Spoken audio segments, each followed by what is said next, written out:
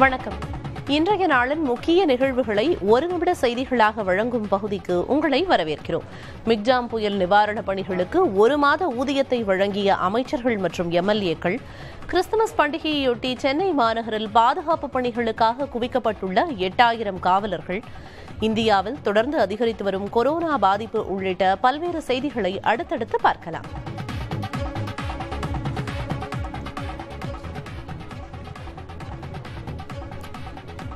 Michaung புயல் பேரிடர் நிவாரணப் பணிகளுக்காக முதலமைச்சரின் பொது நிவாரண நிதிக்கு அமைச்சர்களும் சட்டப்பேரவை உறுப்பினர்களும் தங்கள் 1 மாத ஊதியத்தை வழங்கியுள்ளனர்.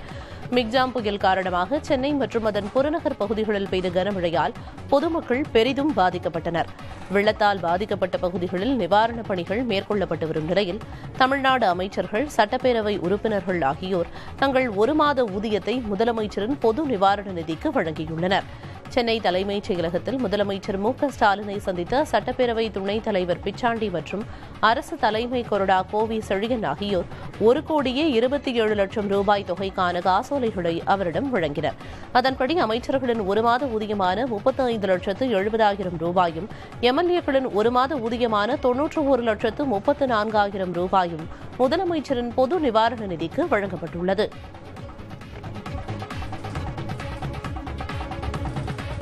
தேசிய உழவர் தினத்தை முன்னிட்டு உழவர்களுக்கு முதலமைச்சர் மு.க.ஸ்டாலின் வாழ்த்து தெரிவித்துள்ளார். இதுகுறித்து எக்ஸ் வலைதளத்தில் முதலமைச்சர் மு.க.ஸ்டாலின் வெளியிட்டுள்ள பதிவில், உழுவார் உலகத்தார்க்கு ஆணி எனும் அளவில் உலகில் உய்விக்கும் உயர்குடியாம் உழவர்கள் அனைவருக்கும் தேசிய உழவர் தின நல்வாழ்த்துக்கள் என குறிப்பிட்டுள்ளார்.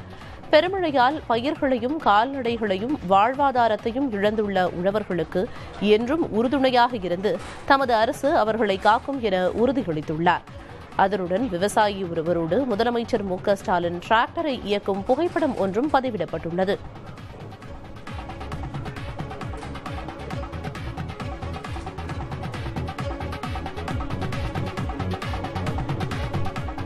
போக்குவரத்து தொழிற்சங்கங்கள் வேலைநிறுத்த போராட்டத்தை அறிவித்துள்ள நிலையில் முத்தரப்பு பேச்சுவார்த்தையில் ஈடுபட வருமாறு தொழிலாளர் நலத்துறை அழைப்பு விடுத்துள்ளது. போக்குவரத்து தொழிற்சங்கங்கள் 15வது ஊதிய ஒப்பந்த பேச்சுவார்த்தை நடத்த வேண்டும், காலி பணியிடங்களை நிரப்ப வேண்டும், ஒப்பந்த அடிப்படையில் பணி நியமனம் செய்வதை கைவிட வேண்டும் என்பன உள்ளிட்ட பல்வேறு கோரிக்கைகளை வலியுறுத்தி போராட்டத்தில் ஈடுபட்டன. இதே கோரிக்கைகளை வலியுறுத்தி வேலைநிறுத்தத்தில் ஈடுபடப் போவதாக சிஐடியு, ஏஐடியுசி உள்ளிட்ட தொழிற்சங்கங்கள் கடந்த 19ஆம் தேதி அறிவிப்பை வெளியிட்டன. இந்நிலையில் வேலைநிறுத்த போராட்டம் அறிவித்த தொழிற்சங்கங்களை தொழிலாளர் நலத்துறை பேச்சுவார்த்தைக்கு அழைத்துள்ளது. அதன்படி வரும் 27ஆம் தேதி மாலை 4 மணிக்கு நடைபெறும் முத்தரப்பு பேச்சுவார்த்தையில் தொழிற்சங்கங்கள் பங்கேற்க வேண்டும் என தெரிவிக்கப்பட்டுள்ளது. பேச்சுவார்த்தையில் 8 போக்குவரத்து கழக மேலாண் இயக்குநர்கள் பங்கேற்க உள்ளதாகவும் தொழிற்சங்கங்கள் ஒத்துழைப்பு அளிக்க வேண்டும் எனவும் தொழிலாளர் நலத்துறை வெளியிட்டுள்ள அறிக்கையில் கூறப்பட்டுள்ளது. தமிழ்நாட்டில் வரும் 28ஆம் தேதி வரை மிதமான மழைக்கு வாய்ப்புள்ளதாக சென்னை வானிலை ஆய்வு மையம் தெரிவித்துள்ளது. இந்திய பெருங்கடல் மற்றும் அதனையொட்டிய தென்மேற்கு வங்கக்கடல் பகுதிகளில் வளிமண்டல கீழடுக்கு சுழற்சி நிலவுவதாகவும், இதன் காரணமாக தமிழகத்தின் ஓரிரு இடங்களிலும் புதுவை மற்றும் காரைக்கால் பகுதிகளிலும் இன்று லேசானது முதல் மிதமானது வரையிலான மழை பெய்யக்கூடும் என தெரிவிக்கப்பட்டுள்ளது. சென்னை மற்றும் புறநகர் பகுதியில் அடுத்த 24 மணி நேரத்திற்கு வானம் ஓரளவு மேகமூட்டத்துடன் காணப்படும் என்றும், நகரின் ஒரு சில பகுதிகளில் அதிகாலை வேளையில் லேசான பனிமூட்டம் இருக்கும் என்றும் தெரிவிக்கப்பட்டுள்ளது. நகரின் ஒரு சில இடங்களில் லேசான மழை பெய்யும் என்றும் வானிலை ஆய்வு மையம் கணித்துள்ளது. குமரிக்கடல் பகுதிகள் மற்றும் அதனையொட்டிய மாலத்தீவு, லட்சத்தீவு பகுதிகளில் சூறாவளி காற்று மணிக்கு 55 கிலோமீட்டர் வேகத்தில் இன்று வீசும் என்பதால் மீனவர்கள் அங்கு செல்ல வேண்டாம் என எச்சரிக்கை விடுக்கப்பட்டுள்ளது. கிறிஸ்துமஸ் பண்டிகையை ஒட்டி சென்னை மாநகரில் 8000 காவலர்கள் பாதுகாப்பு பணியில் ஈடுபடுத்தப்பட்டுள்ளதாக மாநகர காவல் ஆணையர் சந்தீப் ராய் தெரிவித்துள்ளார். இது தொடர்பாக வெளியிடப்பட்டுள்ள அறிக்கையில், கிறிஸ்துமஸ் பண்டிகையை ஒட்டி பொதுமக்கள் பாதுகாப்புக்காகவும் கூட்ட நெரிசல் ஏற்படாத வண்ணம் நாளை இரவு முதல் நாளை மறுநாள் வரை 8000 காவலர் பாதுகாப்பு பணியில் ஈடுபட உள்ளதாக தெரிவிக்கப்பட்டுள்ளது. பொதுமக்கள் தேவாலயங்களுக்கு சென்று சிறப்பு பிரார்த்தனை மேற்கொள்வதால் சென்னையில் உள்ள 350 தேவாலயங்களுக்கு சுழற்சி முறையில் காவலர்கள் பாதுகாப்பு பணியில் ஈடுபட உள்ளதாகவும் கூறப்பட்டுள்ளது. திருட்டு உள்ளிட்ட குற்றச்சம்பவங்களை தடுக்க காவலர்கள், பெண் காவலர்கள் சாதாரண உடையில் பணியில் ஈடுபடுத்தப்பட உள்ளதாகவும் குறிப்பிடப்பட்டுள்ளது. முக்கிய சந்திப்புகளில் வாகன தணிக்கைகள் மேற்கொள்ளவும், பைக் ரேஸ், அதிவேகமாக வாகனங்களை ஓட்டுவது போன்ற விதிமீறல்களில் ஈடுபடுவோர் மீது தக்க நடவடிக்கை எடுக்க உத்தரவிடப்பட்டுள்ளதாகவும் தெரிவிக்கப்பட்டுள்ளது. கிறிஸ்துமஸ் பண்டிகையை பொதுமக்கள் அமைதியாகவும், சிறப்பாகவும், பாதுகாப்பாகவும் கொண்டாடும் வகையில் விரிவான பாதுகாப்புகள் ஏற்பாடுகள் செய்யப்பட்டுள்ளதாகவும் மாநகர காவல்துறை வெளியிட்டுள்ள அறிக்கையில் கூறப்பட்டுள்ளது. சென்னையில் ஆபரண தங்கத்தின் விலை சவரனுக்கு 47,000 ரூபாயாக உயர்ந்துள்ளது. சர்வதேச பொருளாதார நிலவரத்துக்கு ஏற்ப இந்தியாவில் தங்கத்தின் விலையில் அவ்வப்போது மாற்றம் ஏற்பட்டு வருகிறது. இந்த ஆண்டின் தொடக்கத்திலிருந்து தங்கம் விலை அதிகரிப்பதும் பின்னர் குறைவதுமாக இருந்தது. நவம்பர் மாதத்திலும் இதே நிலை நீடித்து வந்த நிலையில் டிசம்பர் மாதம் தொடங்கியதும் தங்கத்தின் விலையில் மாறுதல் இருந்தது. இந்நிலையில் கடந்த 3 நாள்களாக தங்கத்தின் விலை ஏறிக்கொண்டே இருந்தது. சென்னையில் 22 கேரட் ஆபரண தங்கத்தின் விலை இன்று கிராமுக்கு 15 ரூபாய் உயர்ந்து 1 கிராம் 5,875 ரூபாய்க்கு விற்பனை செய்யப்படுகிறது. சவரனுக்கு 120 ரூபாய் உயர்ந்ததால் ஒரு சவரன் 47,000 ரூபாயாக உள்ளது. வெள்ளி விலை மட்டும் கிராமுக்கு 50 காசுகள் குறைந்திருக்கிறது. 1 கிராம் வெள்ளி 80 ரூபாய் 50 காசுகளுக்கும் 1 கிலோ வெள்ளி 80,500 ரூபாய்க்கும் விற்பனை செய்யப்படுகிறது. கிறிஸ்துமஸ், புத்தாண்டு, பொங்கல் என அடுத்தடுத்து பண்டிகைகள் நெருங்கி வரும் நிலையில் தங்கம் விலை தொடர்ந்து அதிகரித்து வருவது நகை பிரியர்களை அதிர்ச்சியடைய செய்திருக்கிறது. அயோத்திக்கு சென்னை உள்ளிட்ட நகரங்களில் இருந்து ஜனவரி 6ஆம் தேதி முதல் விமானங்கள் இயக்கப்பட உள்ளன. உத்தரப்பிரதேச மாநிலம் அயோத்தியில் ராமர் கோயில் கட்டுமான பணிகள் நிறைவடைந்து ஜனவரி 22ஆம் தேதி திறப்பு விழா நடைபெறவுள்ளது. இதற்காக அயோத்தி நகரம் புதுப்பொலிவு பெற்று வருகிறது. இதன் ஒரு பகுதியாக சர்வதேச தரத்தில் உருவாக்கப்பட்டுள்ள அயோத்தி விமான நிலையத்தின் சோதனை ஓட்டம் வெற்றிகரமாக நடைபெற்று முடிந்தது. இந்திய விமானப்படைக்கு சொந்தமான போயிங் விமானம் தரையிறங்கி சோதனை ஓட்டத்தை நிறைவு செய்தது. இந்நிலையில் டிசம்பர் 30ஆம் தேதி அயோத்தி விமான நிலையத்தின் திறப்பு விழா நடைபெறவுள்ளது. இதனைத் தொடர்ந்து பயணிகள் விமான சேவை தொடங்க உள்ள நிலையில் ஜனவரி 6ஆம் தேதி முதல் இண்டிகோ நிறுவனம் சென்னை, டெல்லி, அகமதாபாத், மும்பை, கொல்கத்தா, ஹைதராபாத், பெங்களூரு உள்ளிட்ட நகரங்களில் இருந்து பயணிகள் விமானத்தை இயக்க உள்ளதாக அறிவித்துள்ளது.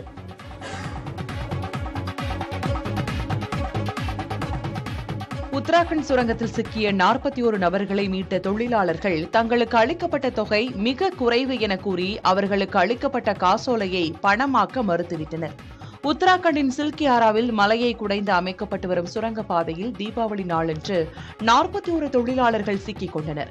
அதிநவீனமான மிகப்பெரிய இயந்திரங்களை பயன்படுத்தியும் பலன் கிடைக்காததால் இறுதியில் தொழிலாளர்கள் மூலம் 15 மீட்டர் தொலைவுக்கு சிறு இயந்திரங்கள் கொண்டு துளையிடும் பணியை நிறைவு செய்து உள்ளே சிக்கியிருந்த 41 நபர்களும் பத்திரமாக மீட்கப்பட்டனர். இந்நிலையில் எலிவளை தொழில்நுட்ப முறையில் 41 நபர்களை மீட்க உதவிய 12 தொழிலாளர்களுக்கு தலா 50,000 ரூபாய்க்கான காசோலையை உத்தராகண்ட் அரசு வழங்கியது. ஆனால் மிகவும் ஆபத்தான சூழலில் நெருக்கடியான கட்டத்தில் உயிரை பணயம் வைத்து சுரங்கத்தில் துளையிட்டு உள்ளே நுழைந்ததாகவும் அதற்கு தரப்பட்ட தொகை மிகவும் குறைவு என்று தொழிலாளர்கள் தெரிவித்தனர். நிரந்தர அரசு வேலை அல்லது சொந்த வீட்டை அரசிடமிருந்து எதிர்பார்ப்பதாகவும் அவர்கள் தெரிவித்தனர். 303 பயணிகளுடன் சென்ற விமானம் பிரான்சில் நடுவழியில் தரையிறக்கப்பட்டது. விமானத்தில் ஆள்கடத்தல் நடைபெறுவதாக வந்த தகவலின் பேரில் அதை பாரிஸ் அருகில் உள்ள சிறிய விமான நிலையத்தில் பிரான்ஸ் அதிகாரிகள் தரையிறக்கினர். சவுதி அரேபியாவிலிருந்து நிகாரகுவா நாட்டிற்கு சென்று கொண்டிருந்த போது அந்த விமானம் தரையிறக்கப்பட்டது. விமானத்தில் இருந்த அனைவரும் தரையிறக்கப்பட்டு காத்திருப்பு அறையில் தங்க வைக்கப்பட்டனர். அவர்களில் 2 மட்டும் காவல்துறையினர் அழைத்துச் சென்று விசாரணை நடத்தினர். பிரான்ஸ் அதிகாரிகள் நடத்தும் விசாரணைக்கு ஒத்துழைக்கப் போவதாக விமானத்திற்குரிய ருமேனிய நாட்டு நிறுவனம் தெரிவித்துள்ளது. விமானத்தில் இருந்தவர்களில் பெரும்பாலானோர் இந்தியர்கள் என்ற தகவல் வெளியாகியுள்ளது. இதற்கிடையே விமானத்தில் உள்ள பயணிகளை தொடர்பு கொண்டு விவரங்களை அறிவதற்கான தூதரக ரீதியிலான ஒப்புதலை பிரான்ஸ் அரசிடமிருந்து பெற்றுள்ளதாக அங்குள்ள இந்திய தூதரகம் தெரிவித்துள்ளது. இந்தியாவில் ஒரே நாளில் கொரோனா தொற்று கணிசமாக உயர்ந்துள்ள நிலையில் இதில் பாதிக்கப்பட்டவர்கள் கேரளா, கர்நாடகாவில் அதிகம் என்பது தெரியவந்துள்ளது. இன்று காலை 8 மணியுடன் முடிந்த 24 மணி நேரத்தில் நாடெங்கும் புதிதாக 752 கொரோனா தொற்றுகள் பதிவாகியுள்ளதாகவும் இதில் கேரளா, கர்நாடகாவில்தான் அதிக நபர்கள் பாதிக்கப்பட்டுள்ளதாகவும் மத்திய சுகாதாரத்துறை தெரிவித்துள்ளது. ஒருநாள் கொரோனா பாதிப்பு அதிக அளவில் பதிவானது கடந்த 7 மாதங்களில் இதுவே முதல் முறை என்றும் தெரிவிக்கப்பட்டுள்ளது. ஒரு நாளில் கொரோனாவால் 4 நபர்கள் இறந்துள்ளதாகவும் இதில் 2 கேரளாவையும் தலா 1 ராஜஸ்தானையும் கர்நாடகாவையும் சேர்ந்தவர்கள் என்றும் சுகாதாரத்துறை தெரிவித்துள்ளது. நாடெங்கும் கொரோனாவால் பாதிக்கப்பட்டவர்களின் எண்ணிக்கை 3420 உயர்ந்துள்ளதாக தெரிவிக்கப்பட்டுள்ளது. எனினும் தற்போது பரவி வரும் புதுவகை கொரோனா அதிக ஆபத்து அற்றது என்று இதுவரை கிடைத்துள்ள தரவுகளின்படி தெரியவந்திருப்பதாகவும், எனவே அச்சம் கொள்ள தேவையில்லை என்றும் உலக சுகாதார அமைப்பு தெரிவித்துள்ளது. புதுவகை கொரோனாவால் அதிக ஆபத்து இல்லை என்றாலும் மக்கள் தேவையான முன்னெச்சரிக்கைகளை மேற்கொள்வது சிறந்தது என்றும் உலக சுகாதார அமைப்பின் முன்னாள் இயக்குநர் சௌமியா சுவாமிநாதன் தெரிவித்துள்ளார்.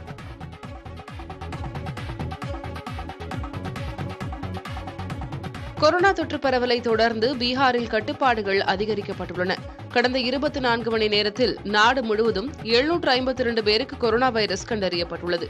தொற்றுக்கு ஒரே நாளில் 4 பேர் உயிரிழந்துள்ளனர். நடப்பாண்டில் மே 21ஆம் தேதிக்கு பிறகு மீண்டும் கொரோனா பாதிப்பு அதிகரித்துள்ளதால் பல்வேறு மாநிலங்களும் முன்னெச்சரிக்கை நடவடிக்கையை தீவிரப்படுத்தி வருகின்றன.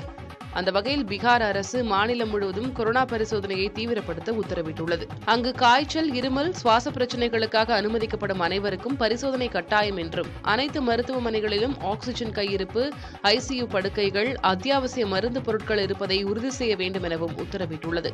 மருத்துவமனை வளாகங்களில் அனைவரும் கட்டாயம் முகக்கவசம் அணிய வேண்டும் என்றும் அறிவுறுத்தப்பட்டுள்ளது. இதேபோல பாட்னா, கயா மற்றும் தர்பங்கா விமான நிலையங்களில் ரேண்டம் அடிப்படையில் பயணிகளுக்கு கொரோனா பரிசோதனையை மேற்கொள்ள பீகார் அரசு அறிவுறுத்தியுள்ளது. அதிகரித்து வரும் கொரோனா பரவலால் சண்டிகர் நகரில் பொதுமக்கள் முகக்கவசம் கட்டாயம் அணிய வேண்டும் என அறிவுறுத்தப்பட்டுள்ளது. கேரளா உட்பட நாட்டின் பல்வேறு மாநிலங்களிலும் மீண்டும் கொரோனா பரவல் அதிகரிக்க தொடங்கியுள்ளது.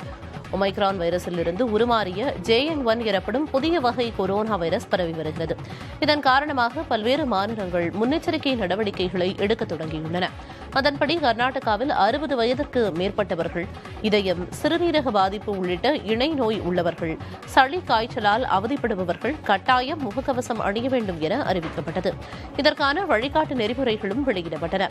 இந்நிலையில் கர்நாடகாவை தொடர்ந்து சண்டிகர் நகரிலும் பொது இடங்களில் அனைவரும் கட்டாயம் முகக்கவசம் அணிய வேண்டும் என அறிவுறுத்தப்பட்டுள்ளனர்.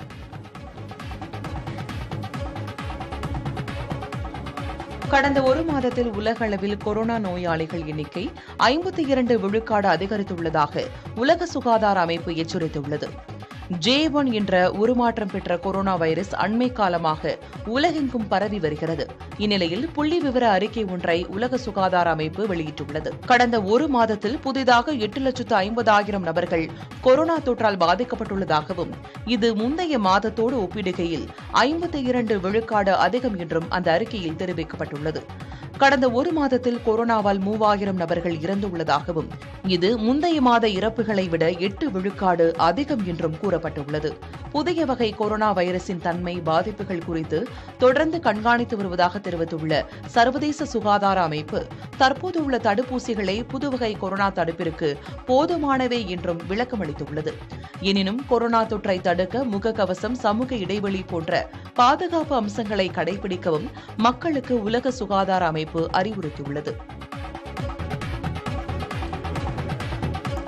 நிமிடச் செய்திகளில் தொடர்ந்து பல்வேறு செய்திகளை பார்க்க இருக்கிறோம். அதில் குறிப்பாக கர்நாடக கல்வி நிலையங்களில் ஹிஜாபிற்கு விதிக்கப்பட்டிருந்த தடைக்கு விலக்கு. விவரம் அறியலாம் சிறிய இடைவேளைக்கு பிறகு. கந்தூரி விழாவையொட்டி புகழ்பெற்ற நாகூர் ஆண்டவர் தர்காவில் தமிழ்நாடு ஆளுநர் RN ரவி வழிபாடு நடத்தினார். நாகை மாவட்டம் நாகூர் ஆண்டவர் தர்காவின் 467ஆம் ஆண்டு கந்தூரி விழா வெகு சிறப்பாக நடைபெற்று வருகிறது. விழாவின் முக்கிய நிகழ்வான சந்தனக்கூடு வைபவத்தில் பங்கேற்க ஆளுநர் RN ரவிக்கு நாகூர் தர்கா ஆதினஸ்தர்கள் சார்பில் அழைப்பு விடுக்கப்பட்டது. இதனை ஏற்று நாகூர் சென்ற ஆளுநர் RN ரவிக்கு நகரா மேளதாளம் முழங்க வரவேற்பு அளிக்கப்பட்டது. பின்னர் தர்காவிற்குள் சென்ற ஆளுநர் RN ரவி பெரிய ஆண்டவர் சமாதியில் இஸ்லாமியர்களோடு சிறப்பு வழிபாட்டில் பங்கேற்றார். பின்னர் தர்கா வாசலில் வைக்கப்பட்டிருந்த குறிப்பேட்டில் தனது கருத்தை ஆளுநர் RN ரவி பதிவு செய்தார். அதில் கந்தூரி விழாவில் பங்கேற்றது மகிழ்ச்சி அளிப்பதாகவும், அனைவரது நல்வாழ்வுக்கும் எனது பிரார்த்தனைகள் எனவும் ஆளுநர் குறிப்பிட்டிருந்தார். மேலும் புனிதரின் ஆசிர்வாதங்களை பெற்றதில் மகிழ்ச்சியடைகிறேன். பாரதத்தின் பண்பாட்டையும் உயரிய நெறிமுறைகளையும் பழமை வாய்ந்த இந்த தர்கா பிரதிபலிப்பதாக அனைவருக்கும் வாழ்த்துக்கள் எனவும் குறிப்பேட்டில் அவர் குறிப்பிட்டிருந்தார்.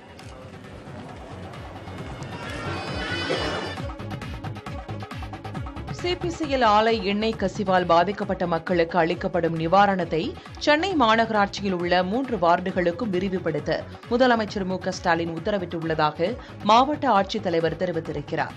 சென்னை மாநகராட்சியில் முதல் மண்டலத்தில் உள்ள 4, 6, 7 ஆகிய வார்டுகளில் வசிக்கும் 6,700 குடும்பங்களுக்கு தலா 7,500 ரூபாய் வழங்கப்படும் என மாவட்ட ஆட்சித்தலைவரின் செய்திக்குறிப்பு தெரிவித்திருக்கிறது. இத்தொகை பாதிக்கப்பட்டவர்களின் வங்கிக் கணக்கில் நேரடியாக வரவு வைக்கப்படும் என்றும் தெரிவிக்கப்பட்டுள்ளது. முன்னதாக எண்ணெய் கசிவால் பாதிக்கப்பட்ட எண்ணூர் அருகே உள்ள மீனவ கிராமங்களைச் சேர்ந்த 2,301 குடும்பங்களுக்கு தலா 12,500 ரூபாய் நிவாரணம் அறிவிக்கப்பட்டிருந்தது. மேலும் பாதிக்கப்பட்ட 787 படகுகளை சரி செய்ய தலா 10,000 ரூபாய் அறிவிக்கப்பட்டிருந்தது. இதையடுத்து எண்ணெய் கசிவால் பாதிக்கப்பட்ட 9,001 குடும்பங்களுக்கு 8,68 லட்சம் ரூபாய் நிவாரணமாக வழங்கப்பட உள்ளது. சொத்து குவிப்பு வழக்கில் சிறை தண்டனை அளிக்கப்பட்டுள்ள முன்னாள் அமைச்சர் பொன்முடியை முதலமைச்சர் மு.க.ஸ்டாலினின் சகோதரர்கள் மு.க. அழகிரியும் மு.க. தமிழரசும் சந்தித்து பேசினர். சென்னையில் உள்ள பொன்முடியின் இல்லத்தில் இந்த சந்திப்பு நடைபெற்றது. முன்னதாக சென்னை உயர்நீதிமன்றத்தின் தீர்ப்பை அடுத்து முதலமைச்சர் மு.க.ஸ்டாலினை அவரது இல்லத்தில் பொன்முடி சந்தித்து பேசியிருந்தார். அமைச்சர்கள் ரகுபதி, மு.பெ. சாமிநாதன் ஆகியோரும் பொன்முடியை அவரது இல்லத்தில் சந்தித்து பேசியிருந்தனர். விழுப்புரம், கள்ளக்குறிச்சி மாவட்டங்களில் இருந்தும் திமுக நிர்வாகிகள் பொன்முடியை சந்தித்து பேசி வருகின்றனர்.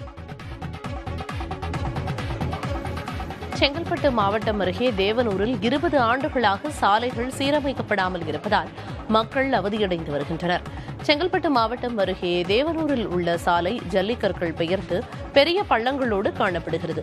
கடந்த 20 ஆண்டுகளாக இந்த சாலையில் எந்த சீரமைப்பு பணிகளும் மேற்கொள்ளப்படவில்லை என கூறப்படுகிறது. இந்நிலையில் இந்த சாலை வழியாக நாள்தோறும் வேலைக்கு செல்வோர், பள்ளி மாணவர்கள் மற்றும் பொதுமக்களும் கடும் சிரமத்தை சந்தித்து வருகின்றனர். மேலும் அவசர காலங்களில் கூட ஆம்புலன்ஸ் கூட வர இயலாமல் இருப்பதாகவும், நியாய விலை கடைக்கு வரும் ரேஷன் பொருட்களை எடுத்து வர பாதை இல்லாததால் வேறு இடத்தில் இறக்கிவிட்டு செல்வதாகவும் மக்கள் தெரிவிக்கின்றனர். இதுகுறித்து விராலூர் ஊராட்சி மன்ற தலைவரிடம் கேட்டபோது சாலை அமைக்க விரைவில் ஏற்பாடு செய்யப்படும் என தெரிவித்தார். தொடர் விடுமுறை காரணமாக செங்கல்பட்டு பரனூர் சுங்கச்சாவடியில் கடும் போக்குவரத்து நெரிசல் ஏற்பட்டது. பள்ளி மாணாக்கர்களுக்கு அரையாண்டு விடுமுறை தொடங்கியுள்ள நிலையில் வார விடுமுறை, கிறிஸ்துமஸ் பண்டிகை வருவதால் தென் மாவட்டங்களைச் சேர்ந்த பலரும் தங்கள் குடும்பத்தினருடன் சொந்த ஊர்களுக்கு படையெடுத்து வருகின்றனர். கார், பேருந்துகளில் அவர்கள் பயணப்படுவதால் சென்னை திருச்சி தேசிய நெடுஞ்சாலையில் கடும் போக்குவரத்து நெரிசல் ஏற்பட்டது. செங்கல்பட்டு அருகே உள்ள பரனூர் சுங்கச்சாவடியில் 5 கிலோமீட்டர் தூரத்தில் வாகனங்கள் அணிவகுத்து நின்றன. இதனால் வாகன ஓட்டிகள் கடும் அவதிக்குள்ளாக்கினர். இதேபோல் பெங்களூருவில் தங்கி பணிபுரியும் தமிழர்களும் தங்கள் விடுமுறையை கழிக்க குடும்பத்தோடு சொந்த ஊர்களுக்கு வாகனங்களில் வந்த வண்ணம் உள்ளனர். இதனால் ஓசூர் அருகே பெங்களூரு சென்னை தேசிய நெடுஞ்சாலையில் கடுமையான போக்குவரத்து நெரிசல் ஏற்பட்டது. மேலும் 3 கிலோமீட்டருக்கு மேல் வாகனங்கள் அணிவகுத்து நிற்கும் நிலையும் ஏற்பட்டது.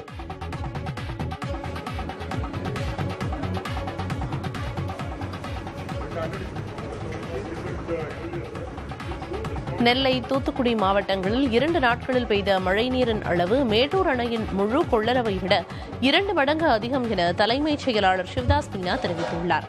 தூத்துக்குடி அருகே மரவன்மடம், குறிஞ்சிநகர், முத்தம்மாள் காலனி, எட்டயபுரம் சாலை உள்ளிட்ட பகுதிகளில் வெள்ளநீர் வெடிப்பு பணிகளை பார்வையிட்ட பின் அவர் இவ்வாறு கூறினார்.